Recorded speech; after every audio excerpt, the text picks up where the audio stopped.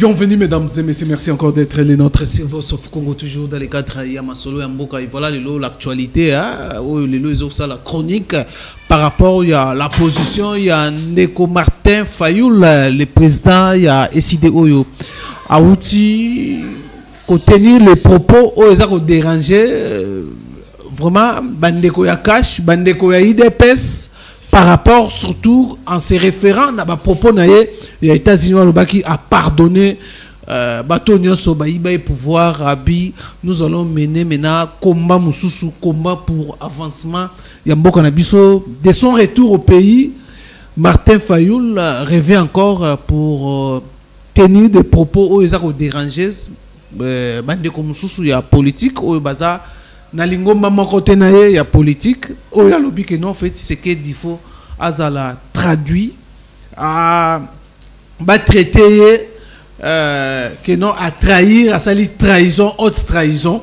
Voilà la raison pour laquelle tozo yambela bino lelo toko solo la na les Chinois, babi Chinois de l'IDPS.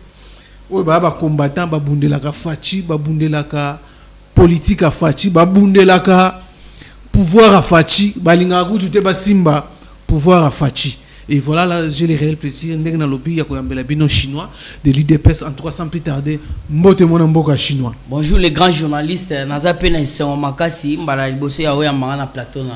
Voilà. Alors tu rappelais Jana Bandeko, donc chinois cette fois-ci n'attend des réflexions avec chinois sur Voice of Congo. Abandako yela biso mena sikoyo les analyses ya politique ya mboka na biso.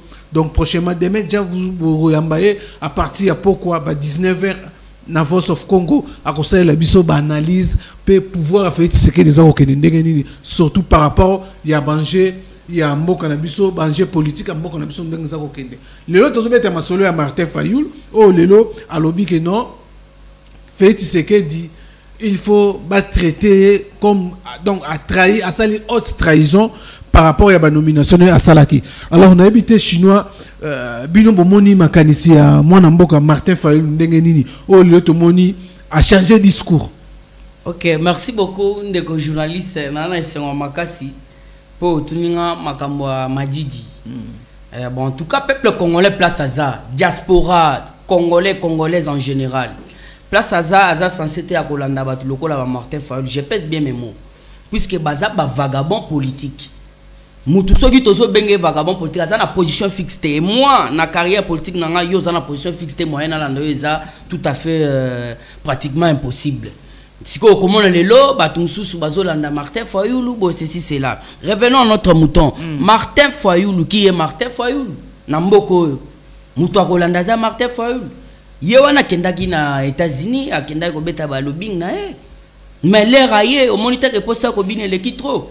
Yangona kendaki kobina yaki na message mon côté. Alors il faut bien comprendre Martin Fayoulou baza na kati ya ko distraire peuple congolais. Alors Renaud Bissonde toza déjà aux aguets puisque nga en tant que mutu ya IDPS cadre combattant donc gardien du temple jamais n'a ko se soucier pour na ba propos tenu par Martin Fayoulou puisque Martin Fayoulou souvenez-vous mon konzambo ka Fati Béton batunaki par quelques médias internationaux pour na likambo Martin Fayoulou. Alobaki nini alobaki Martin Fayoulou aza député national. Soki aza na ba problème, aza na ba souhait, aza na ba makambu na ye fo aloba akende na Assemblée nationale a déposé ba makambu na ye. Alors il faut comprendre que avec asalaka monologue azokende côté le mana s'intéresse abina mabe koloba mabe ko sala boye mabe. Alors lelo likambuye azu ya ba otobengi puisque na landi mambwebele bango bazoluka destitution mo konzamboka. Net plan Fayoulou na les serviteurs de Satan, permettez-moi le terme Théodore Ngoyi. Basali Kabal. Aza pasteur serviteur de Satan ndengene. Mais oui, il faut permettre un terme wana puisque tout le monde était na kati na ye bolingo ezate. Lelo akomi lukuniste. Lelo banda mona fachi mwana mboka muko ntombolo. Lelo na bokonzi. Bango bazo sepelate. Babanda ikolo ba facha yibi. Souvenez-vous Martin Fayoul lobi ba juge wana o ba pesaki otobengi résultat élection. Bango ba lobaki ke baza ba juge Kabila. Et à combien plus forte lelo Martin Fayoul azo côté là bango. Il faut bien comprendre azana kati distraction la plus totale. Donc Martin Fayoul azo jouer GFCC. apesi opinion na ye apesi makanisi na ye donc bongo bakeno azo jouer GFCC à travers tout donc et le moko il faut boye ba déjà et plus besoin d'information Martin Fayulu ndenga zawana basangana kana otobengi FCC na ndenga butu. Mais récemment on balobi que non ezaki na dialogue ezaki rapprochement entre Martin Fayulu na Félix Tshisekedi et simbité yango comme échanger ton ndengeni. Bon nakoka mosoko lobi bongo puisque ngana molobela Fachi et ko uta wapi Fachi atangaki loboko à la portée de tout le monde et jamais ko sala mankuku Fachi azamuto ya makambu au éclairage Jésus salama puisque là où il y a la lumière les ténèbres ne peut pas régner.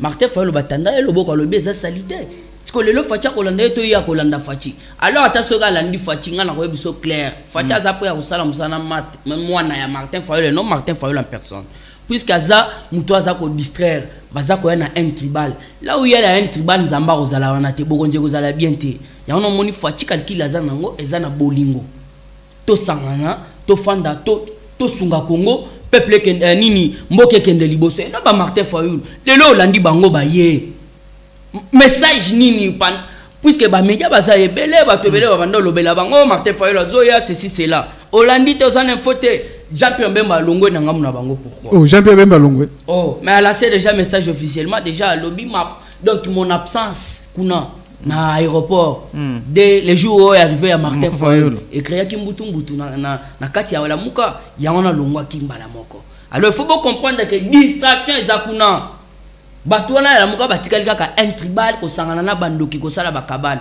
alors biso tous aussi toyebi Fachi sera toujours abattu, sera toujours combattu, mais il ne sera jamais abattu. Ma campagne surtout, ça le point dans lancé message. Azaf politicien a wapi Martin Fayulu ango. Atabino surtout bozoloba. Les loba décision mo. Le loba décision ko wanga na Martin Fayulu. Bobenga kaye beaucoup misaka bono benga commandant du peuple non? Nani apesa kombo ya soldat du peuple. Soldat du peuple. Benga soldat du peuple. Nani apesa kombo wana. Beaucoup misaka politicien makasi le comme wanga na pona ba propos na ya tenir. Na koyebisa yo nani abenga ye soldat du peuple et puis lui n'est pas. Bino le combattant. Na koyebisa boye. Martin Fayulu abebisa déjà carrière na ye. Kokende kokota na formation na lingomba ya balendos. Fondation Kofi ana nde place mutu ebuja. Atika Kindoki wana. Souvenez-vous Fachi Beto la muki na tongo pas les changements c'est Martin Fayulu. Kindoki yaba français pondi mama kamnazo loba biso toza léopard signe biso eza léopard Martin Fayulu ba yela biso signe soso. Eza signe France. Il faut bien comprendre bato wana bazana distraction. Makamno surtout basana lingana pesa message. Aucun article ya constitution na biso eza constipulé nulle part que Assemblée nationale puisque yé a commencé à kabal que la nini auto bengi rentrée parlementaire salami ba fanda bal comme ba destituer Fachi alors salamandeni article atamorote la kisi que Assemblée nationale de bazana ba ko destituer mokonza mboka et nulle part mutu oya komona que Fachi aza en dehors ya constitution eza justice parce qu'il faut comprendre Martin Fayulu ba makelele bazo sala eza distraction akenda na Lubumbashi wa o ba betinga masasi ba kotise na ka otikala komona ta makilate eza ba ventir o eza ko salama alors to koyebisa bango baza la calme bokozina me bandité Fachi za ko lakisa bango ke aza mwana nkoi yango no moni to koyebisa bango basala mamnyoso ba sala to za na démocratie to bouger bango te puis Fachi lingite koyoka bakanga muto aza ko critiquer puisque aza dictateur te aza ko linga ete muto surtout ba critiquer yango no moni Martin Fayulu na ndeko na ba Théodore bazo sangana bazo sala auto bengi ba un tribal puisque on était dans l'opposition on cherchait qui oyo akozwa mboka na kati na ngamu na biso ya opposition maintenant le loyo comme président ata Kindoki ndeni jamais na combattre jusqu'à présent bino sko bozo linga te opposition ça na mboko oh mais biso tozaba auto bengi ba koko ya Etienne Kisekedi wa Mulumba ayebisa biso ni puisque ngana kanga kamaloba na epena aloba ki boye il de paix au pouvoir dans ces pays, il n'y aura plus de l'opposition. Opposition est Martin Fayulu. Et la Mouka. Martin Fayulu. Moutoza fait mettre la décision. Papa tient qui serait quand c'est non, c'est non. Quand c'est oui, c'est oui. Il y a beau, il y a élection qui est ça, biloko Kabila. Mais Tinda Moutoukuna Azuela Gaïmbon, on a quatre assemblées. Tandis que il a critiqué Félix. Dans 2011 Abima, le meilleur député. Papa n'a eu une fois, on a biloko Belgérant, Bandoki. Kokene no kuna appel de mandaté mais yo Martin Majidi soko se pe na ngoto bimisa mutukuna au lieu que olia kambon distraction la plus totale. Donc on va que non Martin Fayulu a distraire l'opinion. D'ailleurs, on ne peut pas combattre en solo à Martin Fayulu. Il faut te mettre en ndengeni ni skombo reza ko bonga. Ndenge to kena ba état des droits, ba nani tout ça, ba santé pour tous. État des droits on peut dire pathogène hein. Les autres pathogènes on sentir selon bon on a ba information nazo kana vérifier on ba solo no qui de grâce à Mutombo ba sambisier ba auditionner en privé moyennant quelque chose. Bon, nazo confirmer on a noté. Selon ba information puisque évoqué kanae. Yeba que Oto Beng de Gracias azalaki na mbeba lupango za été ya Gabriel Mokia je le dis tout haut. Alors vu que ye ana makoki na ye gouverneur à banque non. Oui, place mbongo fandi. Olie ba bebi sa réputation. Olie ba bebi sa carrière lokola bango ikasanji, ka radio banani tout ça ba onani. Oh bazoé, ba kimbuta na basina bango il a songé. Kimbuta salini. Moi si na selon ngate ba information ba lobby ba kangi Yvette pona écriture ya lokuta na ba oto bengi ba mambo spoliation ya de bazolo ba français za makasi pena siko lelo il faut comprendre siko bien bo c'est pour une affaire de son net yo lelo ba botolo le maman Yvette ça rien à politique ça lelo côté na ma politique mais tout la qui sa justice par rapport à Oezalaki bozwaki lupango wa batu illégalement lelo justice c'est et établir état de droit. Alors on a Nathalie que Facho au pouvoir alobaki justice aux à la riche aux à la pauvre aux à la raison ba ko accorder na kena ba fiche parcellaire na ngai na yebi que muto ayibi lopango na nga bo ceci c'est là on met là accorder où est le problème. Alors il faut to kumisa donc yo lingi muto akufa okumisa misala na été puisque les azana na bomoyi nde balobaka faut kukumisa mutu les azana bomoyi fati lelo ayeto moni justice ya solo papa muto akufa ya na de grâce à basambisi en coucou moyena quelque chose. Selon les informations de Zoki. C'est ça, il faut qu'on comprenne. Et ça, c'est ça. Donc, ça va réfléchir. Donc, moi, il y a un peu ça, moi, qui a un bon asso, atika na partie à partie. Moi, là, patron, vous savez pas si moi, on le prend, non. On attend moi, la primaire, les premiers producteurs du café en République démocratique du Gabriel Mok. Bon, on se dit, attaquer le pan, moro. Et ça, là, ça, là, on belé. Yangona de Gracias pena moko abanga ko kende na justice abino bo sambisanga na attention que la justice ya capable ya resomba ngo aza gouverneur ya banque aza na mbongo aza lokola ngate mama Denise ndem dozo coopérer récupérer ngo na yoki te kolanda ba réseaux sociaux te kolanda ba twebele mambo bazolo baté information lukaka source na yango balobaka kaka balobaka batwana to lukaka bango banani yango balobaka to yebaka bango te. Maman Denise bomona nga ebongo te. Maman Denise aza mwasi oyo aviva mingi na poto. Jamais ba maramba ba parcelle akokota ngo atake azanani mamba ya cadastre azanani soki nani yangona bomona ki bana ngo kasanji basala ki ba buzoba ko sala auto bengi menace contre famille présidentielle na ba injure intolérable yangona bomoni Maman Denise likamuni azana muto cadastre. Donc ba poti sakaya na ba biloko wana te ba comprendre que non bitumba so les mobilité ba olukango à travers moi si amutu yangana omoni ba kabano surtout wana toza ko révéler yango tozo nyata yango terrain examiné. Alors l'auto le banini fait ce que dit ba congolais ba bangate peut-être ba poursuivre na haute trahison ya maramba ba milice maramba belé ba même na ese guerre ese silaté maramba belé ba comme ko charger sur le président de la République. Merci nazo banana na ba milice. Tozon ananu na bomoto puisque bato bazolo baba milice azoko traiter pe bango pe ba fou permettre les terres il faut bazon en place monansi mazalaki pour ba raisonner bien banani wana ba lobby que beza ba milice IDPS akomi na kisekedi ba komo sala ba milice azana ba milice ba lobby nda otolo baza ba fou baza ba toma boma il faut ba ke ko traiter bango pourquoi na lobby bongo IDPS biso to la gina bana mike Mobutu aza na pouvoir ao. Il dépêche aza ko bunda na Mobutu. Batika la ko créer milice te po bakinisa Mobutu. Kaka eyinda mabanga boye ba tuna manduki biso koto na liloba na ba chanson na ba mandalala. Na ba mabanga pe tozo bambana. Mobutu tula musi ya zaza. Banda kenda ti lelo azongate. Toyo kozwa auto bengi le seigneur de guerre Musée Laurent Fula Masuba. Biso to benga ke bongo na parlement. Mutu wana ye Papa Etienne Kutu a ébissé.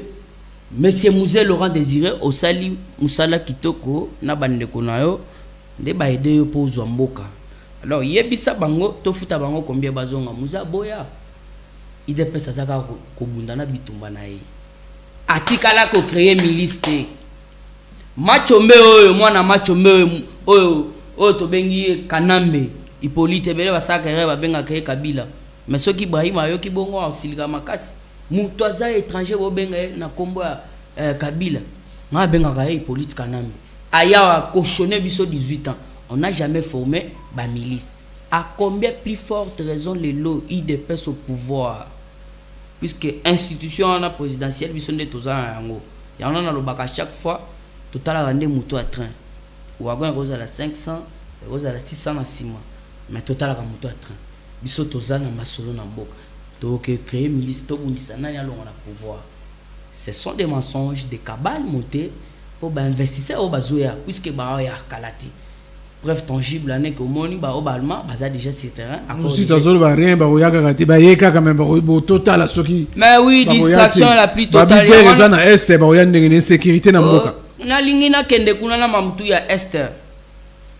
Balingi basala ba biloko wana ba investisseur ba sentir que non na République démocratique du Congo ba milice baza bo ceci cela. Ya wana tozo yebisa bango makamno surtout ba ko lo ba vers IDPS to robeta bango kara.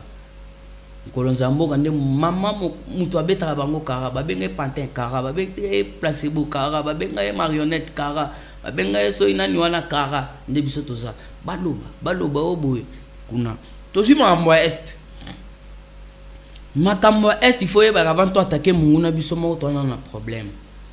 Ba mois dernier to taki ko kanga ba mama ebele na est kuna bazui ba mbinzo ba na se et bazui ba masasi ba na se ba tondisi ba mbinzo likolo. Baza ko ravitailler ba milice na est ba originaire ba autochtone. Ba yoko kanga lisusu quelques bassins masasi ba mama ba originaire ya est. Baza ozo yango bazo katisa nango pona ko kende ko tekela ba oto bengi ba rebelle. Yango no monaki Fachi Beton l'air de son premier passage na est. Alobaki ni nakosenga na bino bandeko na ngai ya est. Bo edenga bo dénoncer bo bimisaka ba milice ba rebelle. Pour être awa changement ekota ba investisseur baya.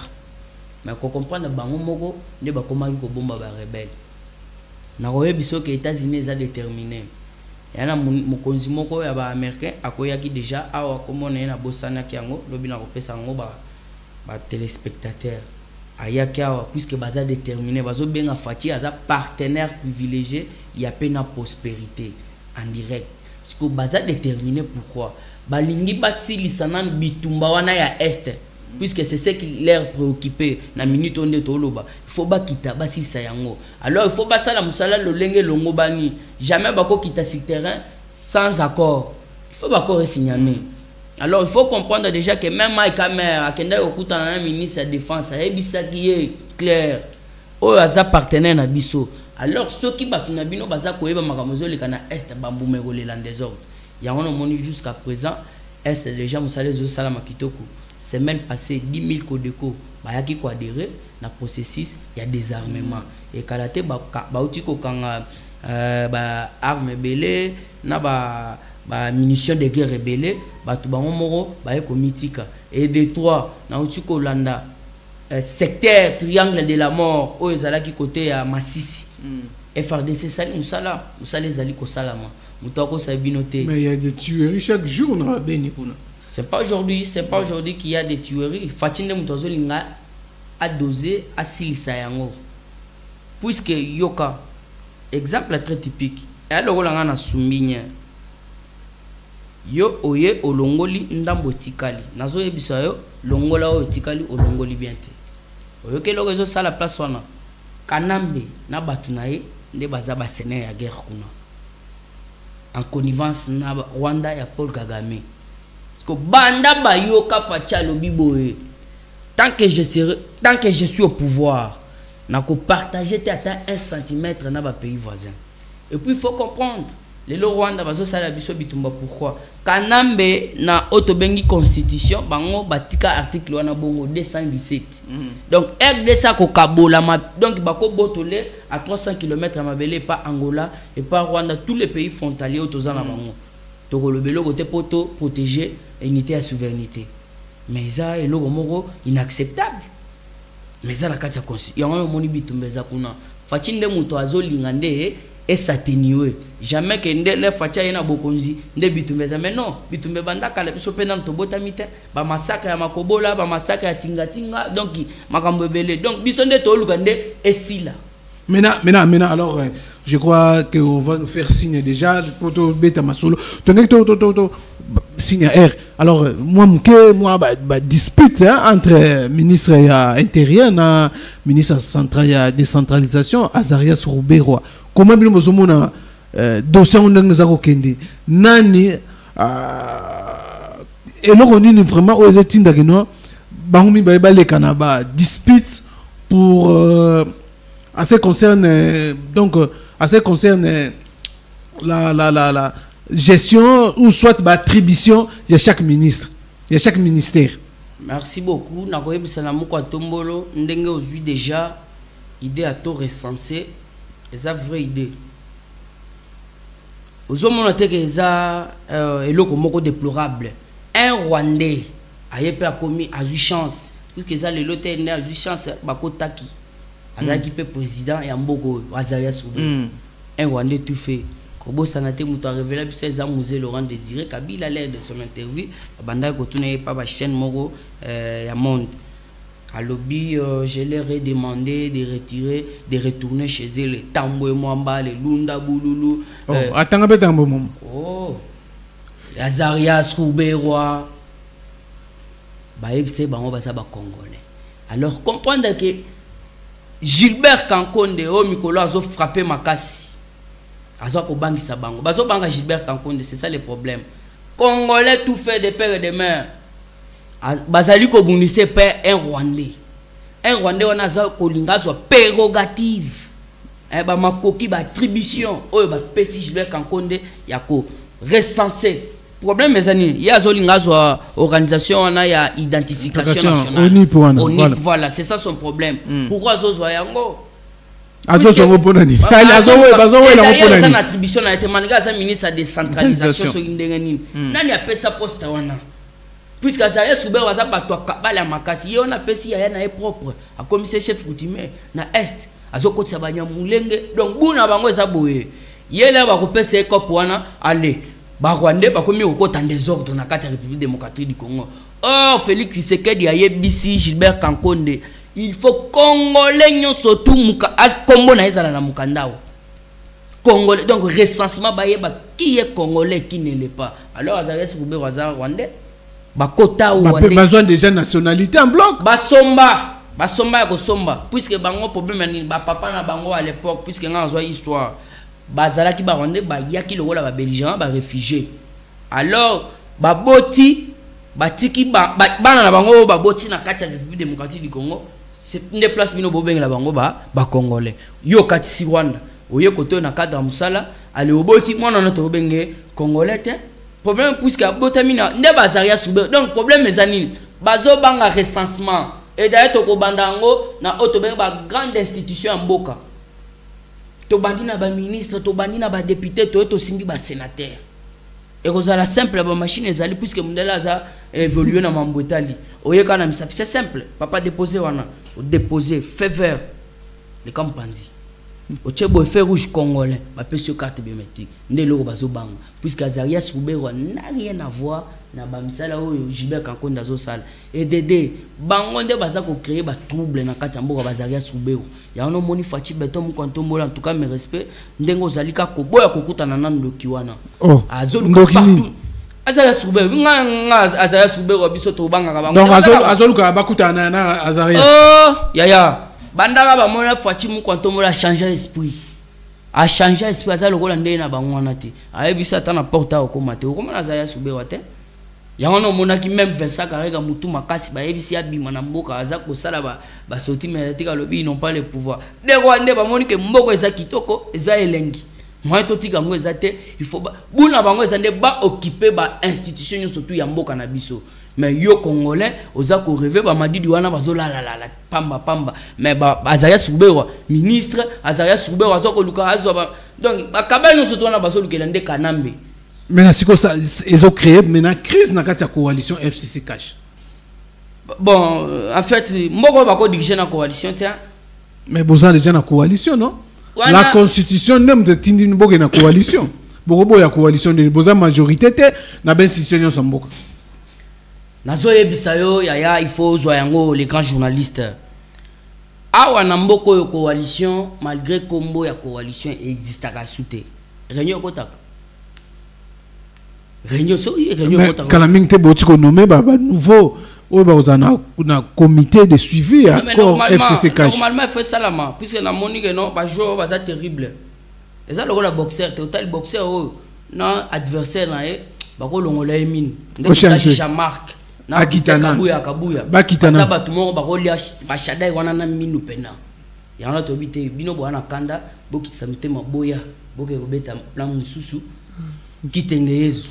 Nicolas Kazadi boya bo s'occuper na Azaria Soubero réunion kotaka susu ekotaka te banda ba panzana c'est pas de ba moneke non ah ba tseli biso ba makasi o wana bazali to banda manipuler bango mais oui puisque bango nde bazawana bazolobela coalition mais na CC bazo sala cohabitation comment ça fait-il mon zambo azoloba kuna bazo créer un débat heure que ko sala matin quand le chef de la maison part c'est tout le monde ils vont exécuter oui il faut pas exécuter mais papa lobi to bana na bidja 11 milliards. Et comment en assemblée motion on doit faire une motion mais 11 milliards on a biso on namboka na biso na toyoka te ke mboka bandi na bidje wana alors moi namboka ya solo solo lobi 11 milliards mabunda kuna ba traiter mo mboka conscient ba traiter ye ba lobi ndenge zawana 11 milliards eza ko simba te eza muke mais qui est mutu wana na kati assemblée en tant que président de assemblée au permettre motion atamoko ya baloba mabe pona mokonza mboka bo se souvenir te na époque Cameroun. Donc il faut bien comprendre ndenge zawana. Fati aza président ya Nzambe. Alors bandaka ka chamboko na maboko ya Nzambe kabani surtout FC Sakosalo. Yo mona te kezaka na mai. Kabani ni omone osimba. Coalition ezala nango. On makamna na bango. Et d'ailleurs pour votre information, déjà Fati Beton a yebisaki otobengi Jeannette. Ozoka nisa mukolo Jeannette Kanambe na oya seno nani Nanga.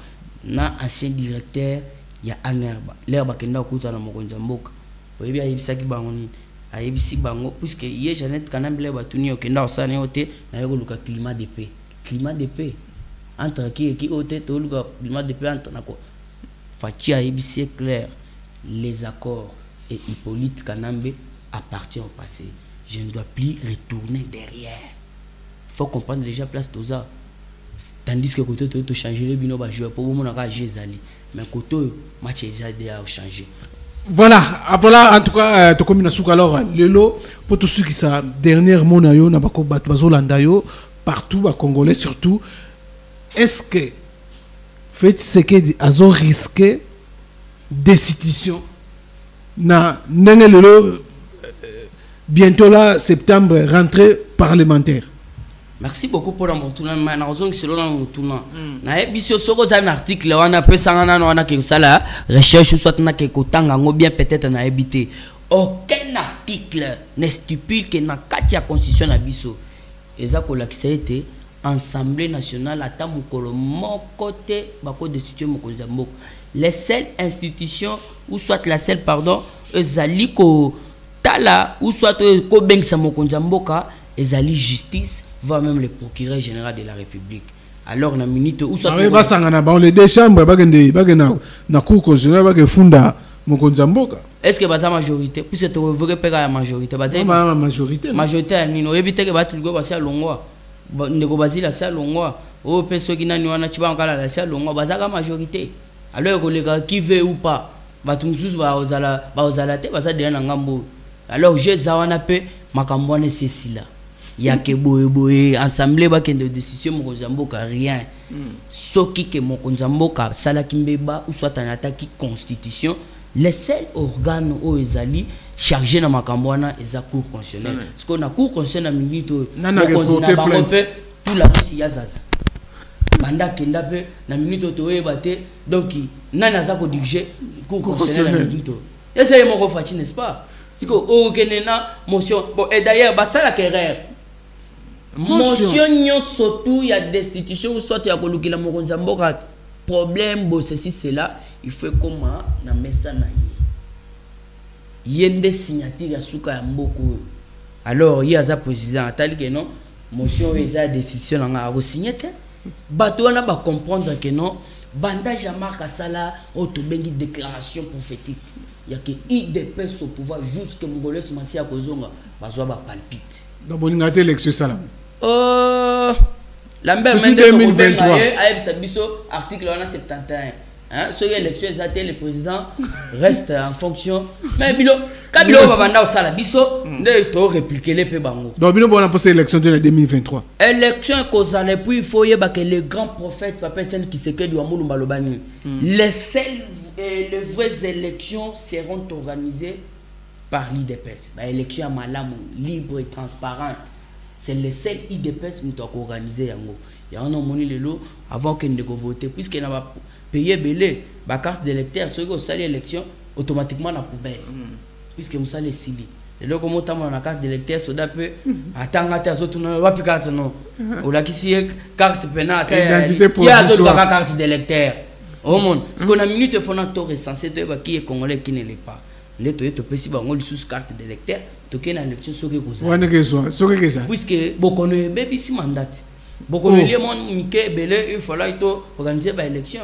donc bino boza na bozo soutenir Ndeko Basile à l'obiti na 2030 Ndeko Basile yekuto à l'obiti 2030 basala ka élection soki boza na muto amabe na mboka soki bolandi Maurice Kanto o aza le grand opposant na katia mais fait c'est que comme un dictateur pas dictateur biso tozo kolandisa papa nazo abuke bon que Dieu nous prête vie mboko yo batu bakotelema bako réclamer Fachi batu bakotelema bako lobaka ka Fachi yemoko ifazala na mboka président de la République nani royela biso to voter puisque ndenge zawana réforme ya CNI européen biso pour postuler il faut zala auto bengi congolais de père de mère makambo naza italien congolais oh naza sénégalais congolais de père par rapport il y a un grand homme politique oyo yebi na mboko puisque nga yebi zamoko Fachi Beton aza na diplomatie na maboko ya Afrique mobimba parce que yebi sanga nana ko battre Peter Pama yebi sa Martin Fayulu ozana kati ya distraction la plus totale. Et d'ailleurs, le soi-disant vérité désigne il faut tika yango. Atika ki déjà. Atika ki. Yango na ba yebisa ki eboye. Bomi bongisa pona 2023 et soki ekozala. Mutu moko ta ko kende na course na Fachi. Wana Peter pa mazo yebisa madidi. Siko nazo tuna pe mutuna malgré mitune za yo réponse yanga. Nani wana akobima na 2023 pour combattre Fachi. Personne. Et puis il dépasse Fona Sabino à banga élection te Jean-Pierre Bemba Zali Moïse Katumbi pas Zali hein Fayulu pas Zali na bien KG disait Jean-Pierre Bemba c'est ba ouais baraté Jean-Pierre Bemba c'est baby ça makamuna la réforme ya CNI ba blogo en tout ba ko traiter ngo on les a mambo Italie international Jean-Pierre Bemba kenda CPI jusque là ala moi ba compte à rendre dans le Sénat. Voilà, mesdames et messieurs, tout ce qui en tout cas, rendez-vous à lobby. Hein. Ok, on a reçu la présent, pas de problème. Voilà, ok, lobby va recevoir vraiment les analyses de Voice of Congo. Voilà, mesdames et messieurs, ça n'est fini. Merci de bienvenue sur Bozokili Bakwa Kolanda Biso. C'était vraiment chinois de l'IDPS. Les lotunga qui te posaient moi quelques questions. Pour lobby déjà, ce soir, chinois Rosalawa, dans les cadres toujours, il y a une analyse politique ya mboka na biso comment Félix Tshisekedi aza ko évoluer comment Félix Tshisekedi aza ko kende voilà boye bango déjà rendez-vous beaucoup de apparate donc et comme il biso lokola 19h à Kinshasa chinois mandako le kabanda ko yokai merci tokutani mbala sima na numéro portez-vous bien bye bye.